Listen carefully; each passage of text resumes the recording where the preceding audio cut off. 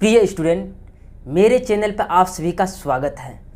हम आशा करते हैं, उम्मीद करते हैं कि आप सभी स्वस्थ होंगे और मस्त होंगे, अच्छे से एग्जाम की तैयारी कर रहे होंगे। तो देखिए स्टूडेंट, आज की क्लास में हम आप सभी के लिए लेकर आ गए हैं क्लास 10th का, यानी साइंस में चल रहा है, यानी विज्ञान में, यानी फिजिक्स चल रहा है, भौतिक विज्ञान यानी चल रहा है। और ये पहला नंबर चैप्टर जो है चल रहा है। इससे पहले इस चैप्टर में 3 क्लास हो चुके हैं, ये आज चौथा क्लास ये होने जा रहे हैं। आप लोग से मैं यही रिक्वेस्ट करना चाहता हूं कि आप लोग कंटिन्यू इस क्लास को पूरा करने का प्रयास कीजिएगा। और ये क्लास डेली आते हैं, और साथ ही साथ हमारे यहाँ से, हमारे तरफ से कुछ चीज़ें यानी फ्री में हम देते हैं बच्चों को, जो कि हम मदद करते हैं, यानी पढ़ाई में बिल्कुल तरीक़ा से मदद कर रहे। जैसे PDF हो गया, PPT हो गया, प्रिंटेड PDF होगा, ये सारा चीज़ जो है एक व्हाट्सएप ग्रुप में डेली की डेली भेजा जा रहा है। तो आप लोग अभी तक भी इस यदि व्हाट्सएप ग्रुप में नहीं जुटे हैं तो ज़रूर जुड़ने का प्रयास करिएगा। और साथ ही साथ इस क्लास को ज़्यादा से ज़्यादा अपने दोस्तों और आस पड़ोस में जो भी बच्चे यानी 2026 के लिए तैयारी कर रहे क्लास 10th का, उन सारा बच्चे के पास पहुंचाने का प्रयास करिएगा। तो चलिए आज के क्लास को कुछ एक बेहतरीन तरीका से हम स्टार्ट करने के लिए जा रहे हैं। सबसे पहले इस चैप्टर का नाम है प्रकाश का परावर्तन। हमने बहुत ही बेहतरीन तरीका से इसके बारे में आपको जानकारी दे दिए थे। अब इससे आगे कि हम क्लास को कंटिन्यू करना चाहते हैं, जो कि यानी पिछले क्लास में जहां से हमने छोड़े थे उसी के क्लास में जब ये चैप्टर पूरा कंप्लीट हो जाएगा तो हमने एक इसका 1 शॉट लेकर आएंगे, जो कि 1 शॉट से होगा क्या, एक ही क्लास में पूरा चैप्टर का मतलब जो है दिखाया जाएगा, यानी पढ़ाने के बाद हम कंप्लीट कर देंगे। हम आपसे आशा करते हैं, उम्मीद करते हैं कि आप जो इन क्लास को पूरा देखने का प्रयास करिएगा। और साथ ही साथ आप यदि इनसे पहले जो 3 क्लास हुए हैं यदि उनको नहीं देखे हैं तो ज़रूर जाकर देखने का प्रयास करिएगा। उससे पहले जब फिजिक्स का प्लेलिस्ट में जाइएगा इसी चैनल पे, तो सबसे पहले एक इन्फॉर्मेशन वाला वीडियो आएगा फिजिक्स के बारे में, किस तरीक़ा से पढ़ना है, कौन कौन चैप्टर आपको पढ़ना है, उन सभी चीज़ों के बारे में आपको जानकारी दिए जाएंगे। ये क्लास जो है ये तीसरा क्लास है, हम बात करेंगे कौन सा क्लास है, क्लास नंबर ये जो है तीसरा क्लास ये होने जा रहा है। फिजिक्स का कौन सा क्लास, चैप्टर नंबर 1 का तीसरा क्लास होने जा रहा है। चलिए इस क्लास को एक बेहतरीन तरीक़ा से हम स्टार्ट करते हैं। तो यहाँ पे देख लेते हैं थोड़ा सा, हम कल कहाँ तक छोड़े हुए तो वहीं तक जाएंगे। ये सब चीज़ें मैंने बता दिए थे आपको एक बेहतरीन तरीक़ा से, ये भी बता दिए थे प्रतिबिंब वास्तविक, ये सब बिल्कुल बता दिए थे हमने आपको। थोड़ा सा कहाँ रह गया दर्पण, बिल्कुल देखिए यहाँ पे, देखिए यहाँ तक मैंने आपको एक बेहतरीन तरीका से मैंने समझा चुके हैं कि यानी दर्पण में गोलीय दर्पण से संबंधित प्रमुख तथ्य, महत्वपूर्ण तथ्य को मैंने एक विशेष तरीका से मैंने समझाए थे। लेकिन ये चीज़ें जो है यहाँ से स्टार्ट होगा, लेकिन कुछ चीज़ों को मैं यहाँ से भी रिपीट कर देता हूँ ताकि आपको समझ में आ जाए कि मैंने कल क्लास मैंने कहाँ से छोड़े थे। चलिए हटिए, ये चीज़ें मैंने बहुत ही तरीका से एक्सप्लेन कर दिया, तो वैसे तो 1 शॉट करवा ही देंगे, तो आपको किसी प्रकार की दिक्कत तो नहीं आएंगे। यहाँ से स्टार्ट होगा क्लास। सबसे पहले क्लास को स्टार्ट करने से पहले कुछ मोटिवेशन लाइन हो जाते हैं तो बहुत ही बढ़िया तरीका से होते हैं। अब यहाँ पे देखिए मोटिवेशन लाइन के लिए मैंने आपके लिए कुछ लिख कर लेकर आया है एक बेहतरीन तरीका से। वही चीज़ों को मैं यहाँ क्या करूँगा, थोड़ा सा कहाँ चल गया, अच्छा थोड़ा सा ठीक, अच्छा बिल्कुल आपके सामने ये रहा, ये मोटिवेशन। अभी आपको ये दिखाई नहीं पड़ रहे होंगे, तो दिखाई पड़ेगा, दिखाई जो है ये पड़ेगा। तो थोड़ा सा मैंने इसको, अच्छा ठीक, दिखाई ये पड़ेगा, बिल्कुल दिखाई ये पड़ेगा।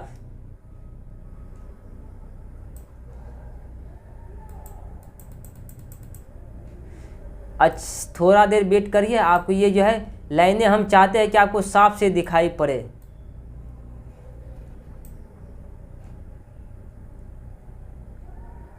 कहाँ चल गया भाई रे, लगता है कहीं छूट तो नहीं गया। थोड़ा सा हम प्रयास करेंगे इनको और भी अच्छी तरीक़ा से एक्सप्लेन करने के लिए। अच्छा थोड़ा सा छोटा करना पड़ेगा इसको, लगता है कि छोटा कर लेते ना तो ठीक हो जाते। ठीक,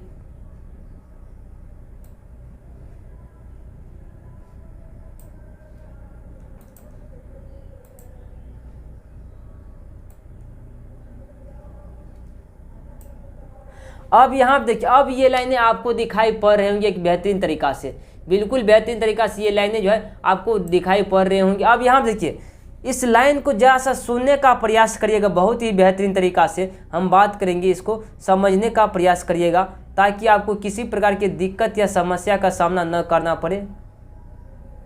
अरे भाई गड़बड़ा ही गया, गड़बड़ा गया रे भाई, एक सेकेंड रुकने का प्रयास करिए। यहाँ से थोड़ा सा मैंने पेन जब चलाया इस पर तो पेन का थोड़ा सा कभी कभी इशू हो जाते हैं, जिसके कारण जो है ना,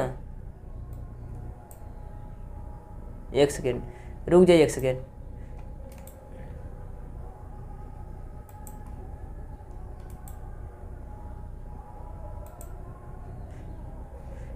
थोड़ा सा ये जन एरर आ रहा है, पता नहीं कुछ लगता है प्रॉब्लम तो नहीं, टेक्निकल चीज़ें में हो सकते हैं कभी काल। चलिए रहने देते यहीं तक, आपको समझा करके मैं बताता हूँ। यहाँ देखिए कह रहा कागज पे जो पसीना टपक रहा है ना, मतलब ऐसा कह रहा कि कागज पे जो पसीना आज टपक रहा है वही कल मेरी पहचान बन जाएगा। कह रहा आज जो कागज पे जो पसीना टपक रहा है कल वही क्या बन जाएगा, पहचान बन जाएगा, क्योंकि मैं किताबें नहीं पलटता, मैं किस्मत पलटता हूँ। मैं जो किताबें नहीं पलटता, मैं किस्मत पलटता हूँ। इस लाइनिंग को सुनने के बाद आपको बहुत ही जुनून से पढ़ने का एक जिज्ञासा हुआ होगा और पढ़ने का प्रयास करिएगा। चलिए आगे क्लास को स्टार्ट करते हैं। यहाँ से पहले सबसे पहले इसको रिमूव कर दिया जाएगा था, और यहाँ से मैं स्टार्ट करते हैं जहाँ से कल मैंने छोड़े हुए थे। ठीक, अब पेन का आइकन ले लेना पड़ेगा। हाँ चलिए, आप सब चीज़ अच्छे तरीक़ा से आगे होंगे। यहाँ देखिए कह रहा फोकस दूरी, फोकस दूरी का हम बात करेंगे। आखिर फोकस दूरी क्या होता है? देखिए कोई भी दर्पण मान लीजिए इस टाइप का, मान लीजिए कोई दर्पण है, हालांकि ये तो है धंसा हुआ भाग है, ये अवतल दर्पण है। इसमें देखिए ये लाइनिंग चलता है, और इस लाइनिंग में क्या होता है, जब प्रकाश यहाँ से जाती है तो फोकस से होकर गुजरती है, यहीं पे एक किरण बन जाता है, इसी को एफ कहते हैं। फोकस को एफ से सूचित करते हैं। फोकस दूरी देखिए यहाँ से लेकर के और यहाँ तक, यहाँ पे ध्रुव होता है जिसे पी से सूचित किया जाता है, दर्पण का ध्रुव, और यहाँ से इस दूरी को क्या कहेंगे, ध्रुव से फोकस की दूरी को फोकस दूरी कहेंगे। अब यहाँ देखिए दर्पण के ध्रुव पी और फोकस एफ के बीच की दूरी को फोकस दूरी कहते हैं। यह त्रिज्या, यह वक्रता त्रिज्या आर के आधे के बराबर होता है। वक्रता त्रिज्या मतलब आर यहाँ पे हो सकता है, आर कहाँ पे होगा, यहाँ पे होगा। इस दूरी को क्या कहेंगे, दर्पण का मतलब फोकस दूरी कहेंगे। और यहाँ से ये आर होता है, आर में त्रिज्या होता है, यानी दर्पण के पूरा भाग का आधा भाग को त्रिज्या कहते हैं। यहाँ क्या प्रधान अक्ष क्या होता है, प्रधान अक्ष को जरा सा जानने का प्रयास करिएगा। आखिर प्रधान अक्ष क्या होता है? ध्रुव, देखिए ध्रुव को पी से सूचित किया जाता है, फोकस को एफ से। ध्रुव फोकस और वक्रता केंद्र से गुजरने वाली एक काल्पनिक रेखा, काल्पनिक सीधी रेखा को प्रधान अक्ष कहते हैं। यह दर्पण के ज्यामिति महत्वपूर्ण होती है। ये लाइन को देखिए, यहाँ सीधा लाइन गया है, ये स्ट्रेट लाइन पूरा, इसी लाइन को क्या कहेंगे, प्रधान अक्ष बोलेंगे। क्या बोलेंगे, प्रधान अक्ष बोलेंगे। यानी दर्पण को वैसे तो बीचों बीच ये प्रधान अक्ष को है, दर्पण को आधा भागों में बांटने का भी काम करता है। अब देखिए, और प्रतिबिंब निर्माण में उपयोग होती है। और क्या होती है, प्रतिबिंब निर्माण में उपयोग होती है। जब इमेज बनता है ये प्रतिबिंब निर्माण करने में भी उपयोग होती है। अब यहाँ पे देखेंगे हम अगला स्टेप में जब जाएंगे तो यहाँ पे देखने का प्रयास करिए का गोलीय दर्पण से जुड़े महत्वपूर्ण प्रश्न और उत्तर। देखिए अब यहाँ से गोलीय दर्पण से क्वेश्चन आ गया है और उत्तर आ गया है, आपके लिए एक बेहतरीन तरीका से मैं बताना चाहूँगा। अब यहाँ देखिए वक्रता केंद्र किसे कहते हैं। देखिए वक्रता केंद्र किसे कहते हैं, इससे पहले मैंने वक्रता केंद्र के बारे में बहुत विशेष तरीका से मैंने आपको जानकारी दी। फिर भी यहाँ देखिए यदि परीक्षा में पूछ दिए जाते हैं तो 2 मार्क में ये क्वेश्चन पूछेगा। वैसे तो ये क्वेश्चन VVI है, परीक्षा की दृष्टिकोण से बहुत महत्वपूर्ण है। परीक्षा की दृष्टिकोण से क्या है, बहुत महत्वपूर्ण है। वक्रता केंद्र यानी किसे कहते हैं।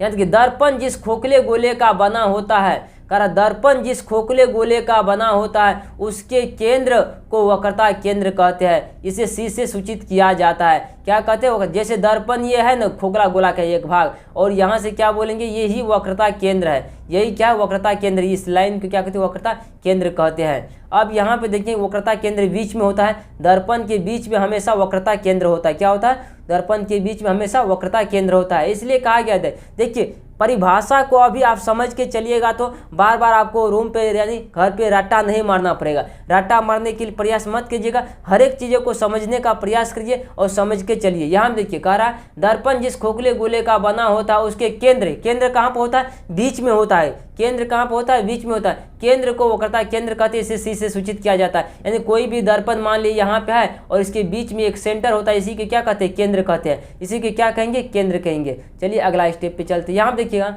दर्पण का ध्रुव किसे कहते हैं। दर्पण का ध्रुव के बारे में आपको जानकारी मैं दूंगा कि आखिर दर्पण का ध्रुव हमने बताए थे। दर्पण कोई भी दर्पण मान लो यहाँ पे उत्तलीय दर्पण हम बना लेते हैं। ये क्या है? उत्तल दर्पण है। ये क्या है? उत्तल। बहुत बढ़िया से समझिएगा। और यहाँ पे ये लाइनिंग जो ज्ञान है और ध्रुव ये बीचों बीच जो है लाइनिंग है, इसी को पी से सूचित किया जाता है। इसे क्या कहते हैं? पी से सूचित करते हैं। देखिए दर्पण के बीच के बिंदु को दर्पण का ध्रुव कहा जाता है। यानी दर्पण की पूरा ये बीच के बिंदु को क्या कहेंगे? दर्पण का ध्रुव कहा जाता है। इसे पी से दर्शाया जाता है। दर्पण के ध्रुव को क्या चीज से दर्शाया जाता है? तो पी से दर्शाया जाता है। और ये जो है बीच में होता है। दर्पण की क्या होता है? यानी बीच भाग में होता है। यहाँ देखिए प्रधान अक्ष किसे कहते हैं? प्रधान अक्ष भी सुन लीजिए। वक्रता केंद्र और ध्रुव से होकर जाने वाली केंद्र को क्या कहते हैं? जाने वाली हुई। देखिए ध्रुव और वक्रता केंद्र यहाँ पे होगा ना, यहाँ पे होगा। सी से सूचित किया जाता है। ध्रुव यहाँ पे इस लाइनिंग को, सीधे लाइनिंग को हम क्या कहेंगे? यानी प्रधान अक्ष कहेंगे। यानी प्रधान अक्ष कहेंगे। क्या कहेंगे? प्रधान अक्ष।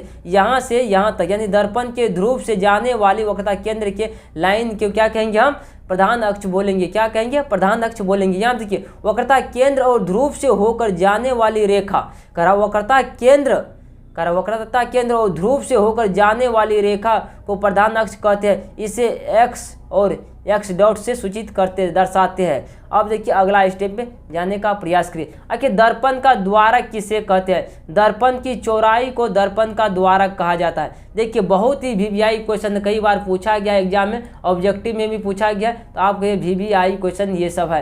यानी कि दर्पण का द्वारक किसे कहते हैं? दर्पण की चौड़ाई को दर्पण का द्वारक कहते हैं। क्या कहते हैं? दर्पण की चौड़ाई को दर्पण का द्वारक कहते हैं। दर्पण की चौड़ाई को क्या कहते हैं? दर्पण का द्वारक कहते हैं। यहाँ पे देखिएगा इस लाइनिंग को देखिएगा। वक्रता त्रिज्या किसे कहते हैं? वक्रता त्रिज्या किसे कहते हैं? वक्रता केंद्र और ध्रुव के बीच की दूरी को वक्रता त्रिज्या कहते हैं। वक्रता केंद्र और ध्रुव के, यानी देखिए कोई दर्पण हमने क्या बोले, आप बार बार इस दर्पण के फिगर से जरा समझिएगा। इस बार हम फिगर नहीं लगाया है, जब वन शॉट क्लास करवाएंगे ना सारा चीज़ का मैंने फिगर आपको दिखाते जाएंगे। यहाँ देखिए ऐसे ये दर्पण का ध्रुव तो यहाँ है ना, मान लो यहाँ इस लाइनिंग है और यह वक्रता केंद्र सी है, और इस लाइनिंग को क्या बोलेंगे? वक्रता त्रिज्या बोलेंगे। यहाँ से यहाँ तक की दूरी को क्या बोलेंगे? वक्रता त्रिज्या बोलेंगे। इधर से पी से सूचित किया जाता है, इधर केंद्र को सी से, और इस बीच की दूरी को वक्रता त्रिज्या बोलेंगे। क्या बोलेंगे? वक्रता त्रिज्या बोलेंगे। क्या बोलेंगे? वक्रता त्रिज्या बोलेंगे। चलिए अगला स्टेप नंबर पे यहाँ देखिएगा। कह रहा दर्पण, कह रहा गोलीय दर्पण का फोकस, यानी कह रहा गोलीय दर्पण का फोकस यानी नाभि किसे कहते हैं? गोलीय दर्पण का फोकस किसे कहते हैं? फोकस देखिए गोलीय दर्पण का फोकस जो होता है, देखिए यहाँ देखिए जब प्रधान अक्ष के समांतर आने वाली किरणें परावर्तन के बाद जिस बिंदु पर मिलती है या मिलती हुई प्रतीत होती है उसे क्या कहेंगे? फोकस कहते हैं। इसे एफ से सूचित किया जाता है। बहुत ही बेहतरीन तरीका से समझ जाइएगा। यहाँ देखिए मान लो कि यह दर्पण है, ये क्या है? अवतल दर्पण। वैसे तो गोलीय दर्पण बताया गया है, गोलीय दर्पण भी एक खोखले गोले का भाग होता है। यहाँ पे देखने का प्रयास करिएगा। यहाँ देखिए यहाँ पे ये है मेन लाइन, और यहाँ पे पी है, और यहाँ पे मान लेते हैं एफ है, और यहाँ पे ये सी है। एफ किस, जैसे इसके प्रधान अक्ष ये है ना, इसके समांतर इस पे गया यानी प्रकाश, और यहाँ पे जब प्रकाश गया यहाँ से, और ये जो लौटेगा फोकस से होकर ही लौटेगा। जैसे इधर से भी जाएगा, ये कहाँ होकर लौटेगा? फोकस से होकर लौटेगा। क्या होगा? फोकस से होकर लौटेगा। फोकस से होकर मतलब लौटेगा। तो यानी कह रहा है परावर्तन के बाद जो फोकस से होकर यानी क्या होती है? दर्पण। जब यहाँ पे फिर से सुनिए, प्रधान अक्ष के समांतर आने वाली प्रकाश की किरणें, यानी प्रधान अक्ष के, देखिए ये जा रहा प्रधान अक्ष के समांतर किरणें परावर्तन के बाद, जैसे परावर्तन हुआ यहाँ से लौटा, ये फोकस से होकर यानी कर बाद परावर्तन के बाद जिस बिंदु पर मिलती, यहाँ पे मिला है ना, मिलती या मिलती हुई प्रतीत होती है, इसे फोकस कहते हैं। इसे एफ से सूचित की दर्शाया जाता है। इसे क्या चीज़ से दर्शाया जाता है? तो एफ से दर्शाया जाता है। अब यहाँ पे देखने का प्रयास कीजिए। 7 नंबर देखिए कह रहा है फोकस दूरी किसे कहते हैं। फोकस दूरी को ध्यान दीजिएगा, बहुत भेबियाई क्वेश्चन ये है। फोकस दूरी, फोकस दूरी का हम बात करेंगे, आखिर फोकस दूरी क्या होती है। ध्रुव और फोकस की बीच की दूरी को फोकस दूरी, मतलब यहाँ पे एफ है ना, यहाँ पर हम बताए थे आपको एफ है, थोड़ा सा अचानक बदलेंगे कलर। यहाँ देखिए इस लाइनिंग को, यहाँ पे एफ और ध्रुव के बीच की यह है क्या, फोकस दूरी है। यहाँ तक की दूरी को क्या कहेंगे, फोकस दूरी। ध्रुव और फोकस के बीच की दूरी को फोकस दूरी कहेंगे। ध्रुव और फोकस के बीच की दूरी को क्या कहेंगे, फोकस दूरी कहेंगे। क्या कहेंगे, फोकस दूरी कहेंगे। चलिए अगला नंबर स्टेप पे चलिए। अब यहाँ पे हम देखने का प्रयास करेंगे करा अवतल दर्पण का दूसरा नाम क्या है। बहुत ही बेहतरीन तरीका से हमने समझाए थे। देखिए यहाँ पे समझाने का प्रयास करते हैं। अवतल देखिए ये क्या चीज़ है, अवतल दर्पण। उसके बाद में और ये देखिए उत्तल दर्पण। 2 दर्पण होते हैं, गोले दर्पण का 2 प्रकार होता है। यहाँ देखिए और इसको देखिए, इसको कहेंगे हम, थोड़ा सा मतलब इधर लिखते ना अच्छा हो जाता है, चलिए रहने दीजिए कोई बात नहीं। ये देखिए अवतल दर्पण को अभिसारी दर्पण क्या कहेंगे, अभिसारी। देखिए अभिसारी क्या कहेंगे, अभिसारी कहेंगे। क्या कहेंगे, अभिसारी। अवतल दर्पण को अभिसारी दर्पण कहते हैं और उत्तल दर्पण को अपसारी बोलते। क्या बोलते हैं, अपसारी। अपसारी दर्पण कहते हैं। इसे को क्या कहते हैं, अपसारी। अवतल को अभिसारी, अवतल को अभिसारी और उत्तल को अपसारी बोलेंगे। क्या बोलेंगे, अपसारी बोलेंगे। यहाँ पर देखने के अवतल दर्पण का दूसरा नाम क्या है, कह रहा कि उत्तल दर्पण, नहीं ये तो हो गया ना, ये तो बता दिया हम, अपसारी कहते हैं। और अवतल दर्पण की फोकस दूरी का चिन्ह कैसा होता है। बहुत ही बेहतरीन तरीका। जब अवतल दर्पण का यहाँ पे थोड़ा सा हम इरेजर करने का प्रयास करेंगे ताकि आपको बेहतरीन तरीका से मैं समझा पाऊँ, किसी भी चीज़ को एक्सप्लेन कर पाऊँ। बिल्कुल इसको हटा देने का प्रयास करता। अब यहाँ देखने का प्रयास करिए। मान लो ये क्या है, अवतल दर्पण है। मान लो इस साइड जो है ना, आप लोग मैथ में पढ़े होंगे, थोड़ा सा चित्र नहीं बना है, फोकस यहाँ बना लेते हैं।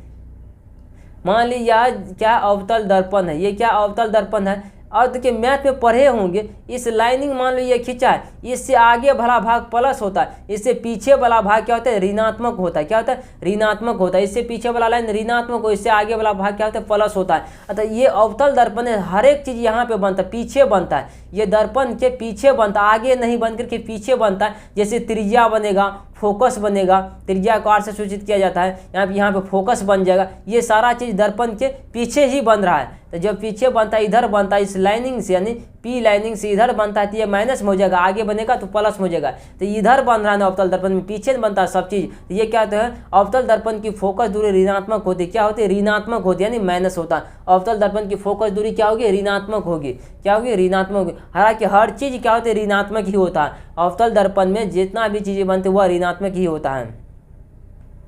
अब यहाँ देखने का प्रयास करिएगा, अवतल दर्पण की फोकस दूरी का चिन्ह कैसा होता है। उत्तल दर्पण देखिए, यहाँ पे अवतल नहीं है, उत्तल है। क्या है, उत्तल है। तो यहाँ देखने का प्रयास करिए, कहता है कि उत्तल दर्पण की फोकस दूरी का चिन्ह क्या होता है, कैसा होता है। ध्यान से सुनिएगा, उत्तल दर्पण की फोकस दूरी धनात्मक। हमने क्या बोले थे, जैसे मतलब उत्तल दर्पण तो ऐसे बनता है ना, ऐसे बनता है। हर एक चीज़ें जो मतलब ये क्या बनेगा, तो ऐसे बनेगा, मतलब यहाँ आगे से बनेगा। ये क्या बनेगा, आगे एफ बनेगा, यहाँ पे सी बनेगा, यहाँ पे हर एक चीज़ क्या आगे बनेगा।